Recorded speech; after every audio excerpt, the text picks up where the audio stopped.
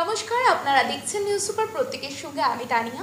প্রথমেই দ্বিতীয়ার অনেক অনেক শারদ শুভেচ্ছা এবং ভালোবাসা অভিনন্দন আমাদের সকল দর্শকদের। এবারে পুজোর আড্ডা দিতে আমরা উপস্থিত হয়েছিলাম বিধানসভার মুখ্য সচেতক তথা পানিহাটি বিধায়ক নির্মল ঘোষের কাছে। পুজোর শারদ শুভেচ্ছা বার্তার পাশাপাশি কি বার্তা দিলেন নির্মল ঘোষ, দেখে নেব এক নজরে ঘোষবাবুর বার্তা। পুজোর বার্তা। মা দুর্গা কিন্তু এসে গিয়েছে, মায়ের আগমন কিন্তু ঘটে গিয়েছে, দেবী পক্ষের সূচনা হয়েই গিয়েছে। আর অপরদিকে আমাদের পশ্চিমবঙ্গের মুখ্যমন্ত্রী মাননীয় মমতা বন্দ্যোপাধ্যায় দিদি কিন্তু পুজোর উদ্বোধনের পাশাপাশি ভার্চুয়ালি ইনাগুরেশনও শুরু করে দিয়েছেন। আর আজকে পুজোর আড্ডা দিতে যে মানুষটার কাছে চলে এসেছি, তিনি অন্যত্র কেউ নন, বিধানসভার মুখ্য সচেতক তথা পানিহাটি বিধায়ক নির্মল ঘোষ। আর মাননীয় মুখ্যমন্ত্রী মমতা বন্দ্যোপাধ্যায় যাকে নির্মলদা বলে আজও কিন্তু সম্মাননা এবং সম্বোধন করে থাকেন। আজকে একেবারে নির্মলবাবুর সঙ্গে আড্ডায় আমরা চলে এসেছি। দাদা, প্রথমেই নিউজ সুপারের পক্ষ থেকে আপনাকে অনেক অনেক শারদীয়ার শুভেচ্ছা ও ভালোবাসা অভিনন্দন। পুজোর এই কটা দিনের আনন্দ কিভাবে হচ্ছে? কারণ আমরা জানি আপনার পানিহাটিতেও যেমন দুর্গা উৎসব হয়, পাশাপাশি আপনার নিজের বাড়িতেও মায়ের মাতৃ আরাধনা হয়, সেটা যদি আমাদের জনগণকে একটু জানান। প্রথমে তো নিউজ সুপারকে আমার পক্ষ থেকে অনেক অনেক শুভেচ্ছা।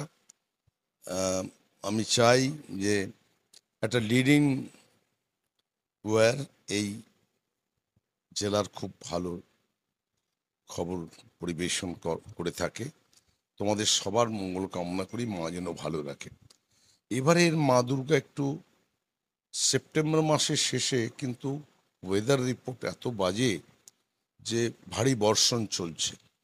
আজকেও কলকাতা এবং পার্শ্ববর্তী এলাকাগুলো ফেঁসে গেছে এবং কলকাতায় পুজো না দেখলে যেন মনে হয় মাতৃদর্শন হলো না, এমন একটা ভাবধারা আমাদের প্রায় সব জেলারই মানুষের মধ্যে এটা একটা বদ্ধ ধারণা। আমি আশা করি মা আসছেন, আর কটা দিন সব আকাশ পরিষ্কার হবে।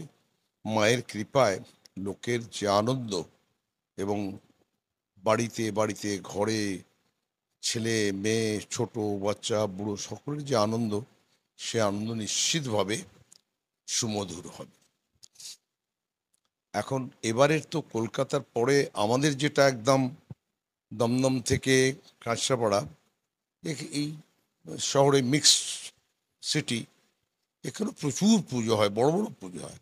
কিন্তু কল্যাণী এবার দুটো পুজো খুব বড় পুজো হচ্ছে।